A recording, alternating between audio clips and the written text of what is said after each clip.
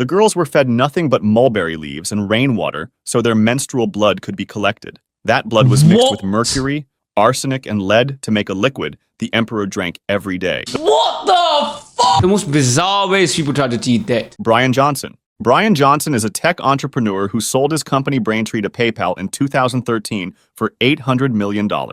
He used the money to start a program called Blueprint, built to reverse his aging. He spends about $2 million a year on it. He is the subject of the 2025 Netflix documentary Don't Die. Johnson hired over 30 doctors. They test his blood, scan his organs, track his body fat, analyze his stool, and monitor his nighttime erections using a device worn on his... Whoa. I'm already stressed when someone finds out if I have an erection. And you're telling me you're just telling that to a doctor who's constantly there looking at a PC. Like, oop, it's up. It went down. But if you just get like horny at night and you wanna do it, the doctor would think you are like having a panic attack or something. Every reading feeds into a system that tells Johnson what to eat, when to sleep, and how to move. He wakes at 4:30 a.m. and takes 111 pills before breakfast. The diet is 2,250 calories of mostly blended vegetables, eaten before 11 a.m. He has followed whatever the system tells him for over 6 years. In April 2023, Johnson had his 17-year-old son Talmadge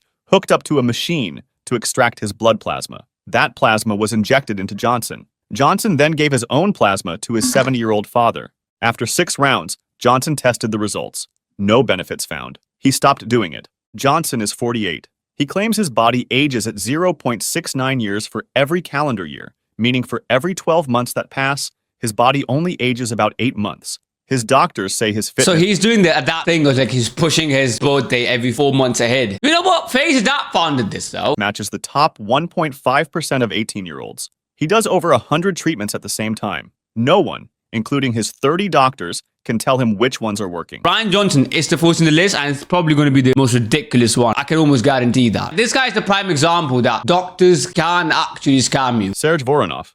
Serge Voronov was a Russian-born surgeon working in Paris in the 1920s. He believed people aged because their sexual organs wore out, and that grafting young tissue onto old ones could reverse it. He started with animals, then moved to humans.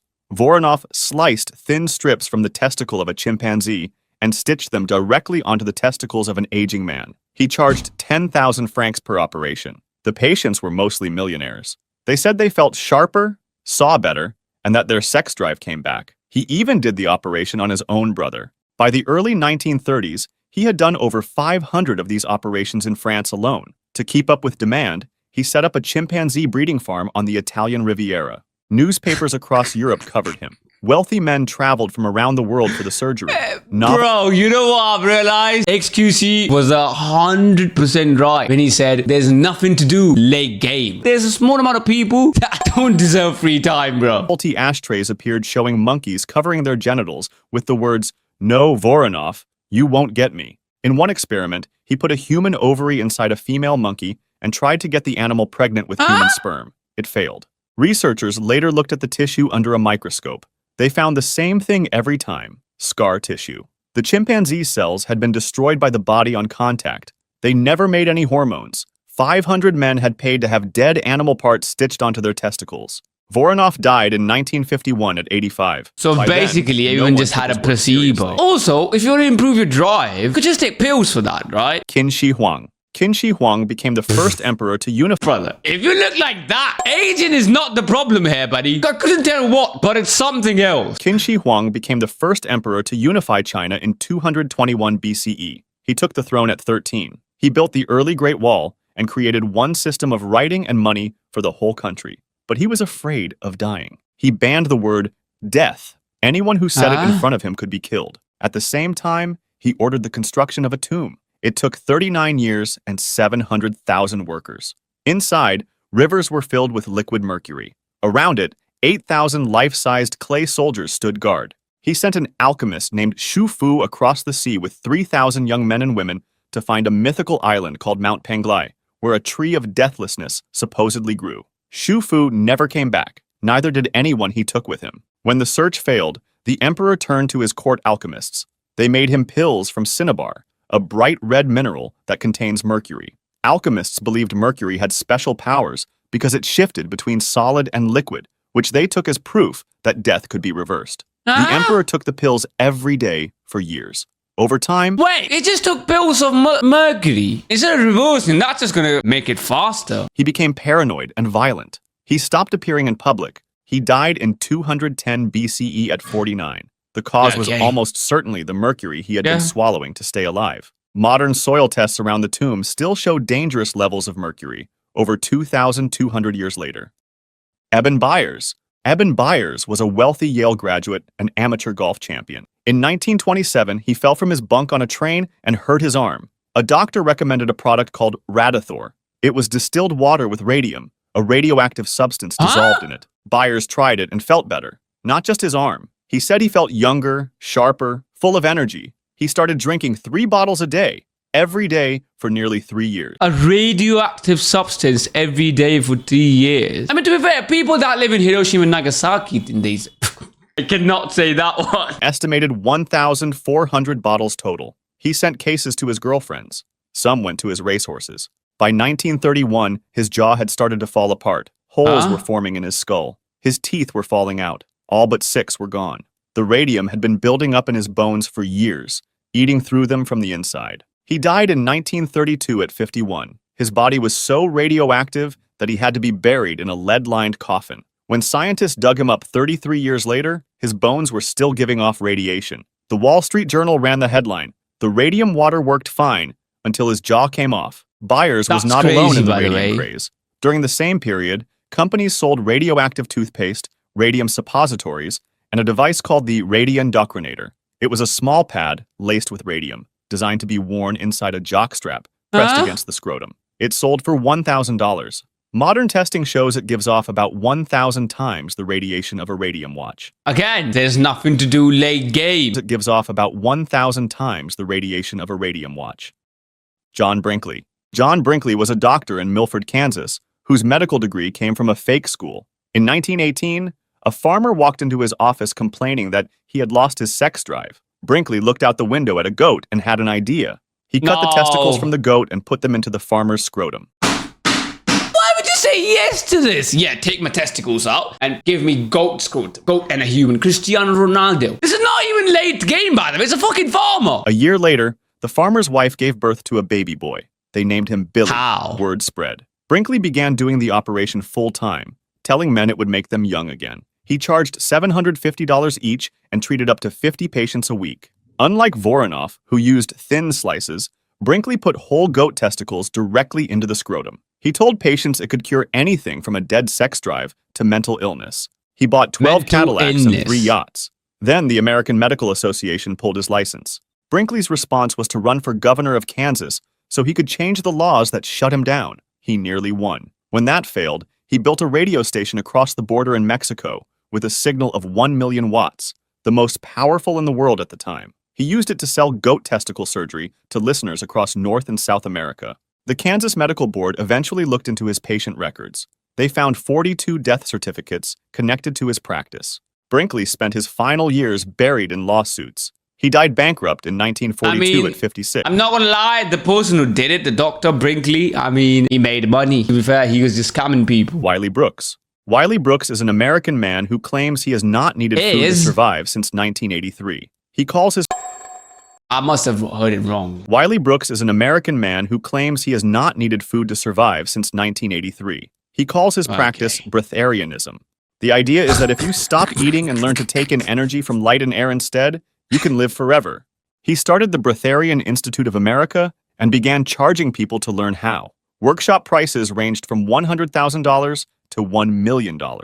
At one point, he listed a package on his website for $50 billion. In the 1980s, Brooks went on television to promote his teachings. He looked healthy, spoke clearly, and told audiences he had gone years without eating solid food. People paid to attend his events. Then he was spotted at a fast food restaurant. Reporters found him at a 7-Eleven buying a Slurpee and a hot dog.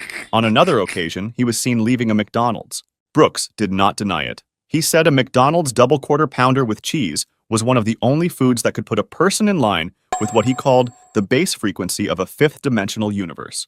The Diet Coke had to come with it.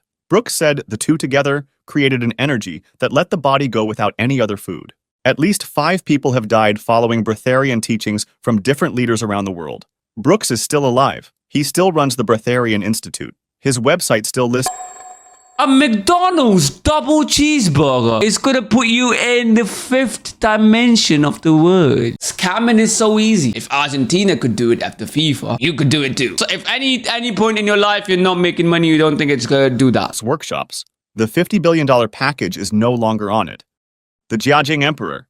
The Jiajing Emperor took the throne of China at 13. He ruled the Ming dynasty for 45 years. For most of that time, he was trying to live forever. He turned to Taoist priests, who told him they could make him immortal. Records from the time say the emperor and his chief advisor gathered 960 teenage girls and locked them inside the palace. What? The girls were fed nothing but mulberry leaves and rainwater so their menstrual blood could be collected. That blood was mixed with mercury, arsenic, and lead to make a liquid the emperor drank every day. What the fuck? No, this is worse than Brian Johnson. You know how people say that grass-fed beef? This is like that. Although I don't eat any meat. This is insane. The priests also demanded tens of pounds of gold dust for their rituals. In 1542, Gold dust. 16 palace women tried to strangle him in his sleep using a hemp rope. The knot slipped. He survived after being found unconscious for 8 hours. All 16 were executed by lingqi, a method where the body is cut apart piece by piece while the person is still alive. After the attack, the emperor abandoned the Forbidden City and moved to a private complex of palaces and Taoist temples designed to look like the mythical land of immortals. Court meetings stopped. So did contact with officials. The experiments continued. Officials who spoke against any of it were tortured or killed.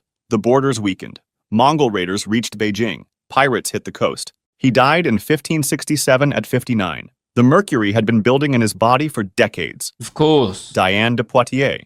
Diane de Poitiers was the mistress of King Henry II. Dying the what? Again, aging is not the problem here. Was the mistress of King Henry II of France. She was almost 20 years older than him. In a court full of younger women trying to replace her, she held her position for decades. The king signed his letters with both their names. He trusted her over his own wife, Catherine de' Medici. In her 60s, Diane still looked young. A historian who met her 6 months before her death said her skin was white and smooth, and her hair was as fine as silk. She swam in cold water every morning and rode horses daily. Every day, Diane drank a liquid made with gold. Her doctors had told her that because gold never rusts or breaks down, drinking it could stop the body from aging. She did this for years.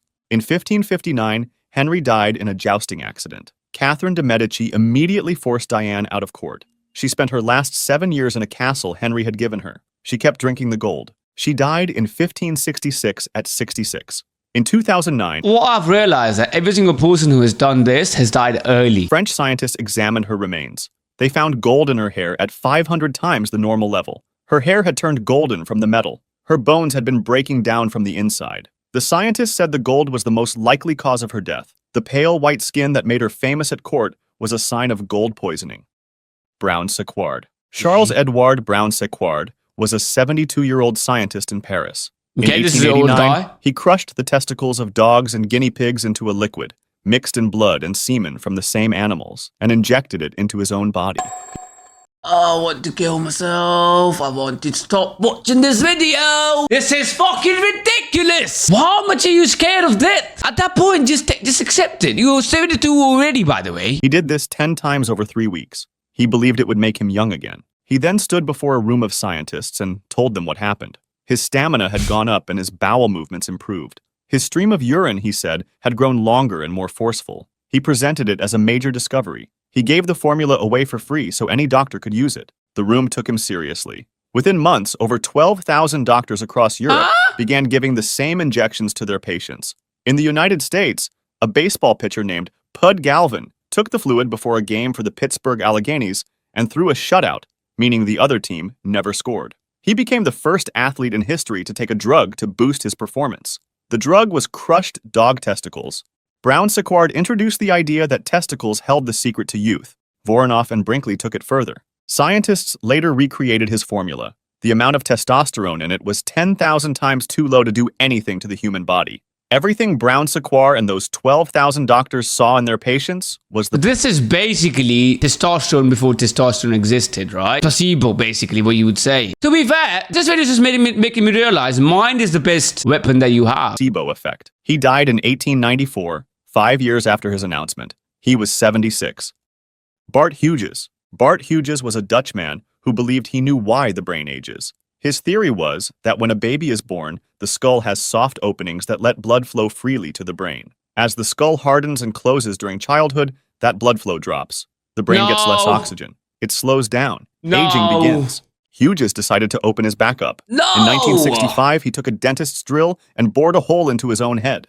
He did it at home with no medical help. The whole thing was filmed. He believed the hole would let more blood reach his brain, keeping it in a younger state for the rest of his life. Afterward, he said he felt a permanent high. His thinking was clearer. He spent years trying to get the medical world to take the procedure. Years? So he was alive after doing this shit by himself. So you're basically alive a fuckable thing in your head. See, mental illnesses is a real thing. Seriously, they did not. 5 years after Hughes, a British woman named Amanda Fielding did the same thing to herself. She also filmed it. She then ran for a seat in the British Parliament.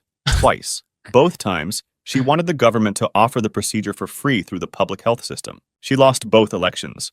There is no evidence that drilling into a healthy skull does any good. It leaves a permanent weak spot in the bone that can lead to infection or brain damage. Hughes never stopped believing it worked. He died in 2004 at 70. I mean, he lived his life for a fair amount of time. I wonder if someone fucked it at any point. Maybe that's how he died. Bukai. Bukai was a... Whoa. What was that picture? Bukai. Sir, again, aging is not the problem here. It's something else. I couldn't tell what it is, but it's not aging, bro. Bukai was a Buddhist monk in northern Japan. In 1903, he completed a ritual that had been banned by the emperor 24 years earlier. It was called Sokushinbutsu. The goal was to turn his body into a preserved object that would never rot. He was the last person to do it. The process took about 3,000 days. For the first 1,000, Bukai ate only nuts, seeds, and berries, while exercising to burn off every bit of body fat. During the next 1,000, the diet dropped to tree bark and pine needles. Toward the end, he began drinking tea made from the sap of the urushi tree, which has the same poison found in poison ivy. Over months, it dried out his body from the inside and made his flesh toxic to bugs. In the last stage, Bukai was sealed inside a stone chamber barely bigger than his body, 3 meters underground. He had a small air tube and a bell. Each day, he rang the bell once. The other monks listened. When the bell stopped, the air tube was removed. The tomb stayed sealed for another 1,000 days. When they opened it, his body had dried into a mummy. He had succeeded. The mummy can still be seen. Of about 100 monks who tried this over the centuries, only 16 to 24 made it.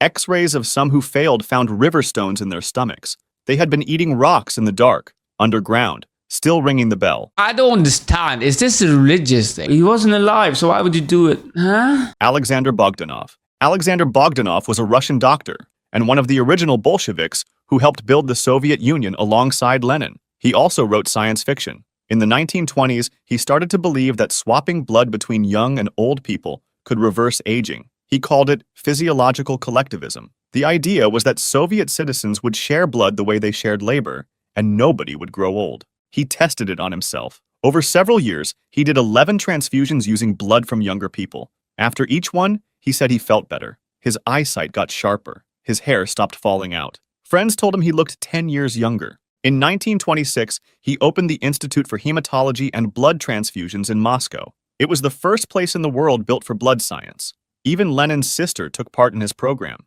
Others lined up to join. Bogdanov believed he had found the answer. In April 1928, he did his 12th transfusion. He swapped blood with a 21-year-old student. The student had malaria and tuberculosis. Nobody knew. The student, who got Bogdanov's healthy blood, made a full recovery. He lived into the 1980s.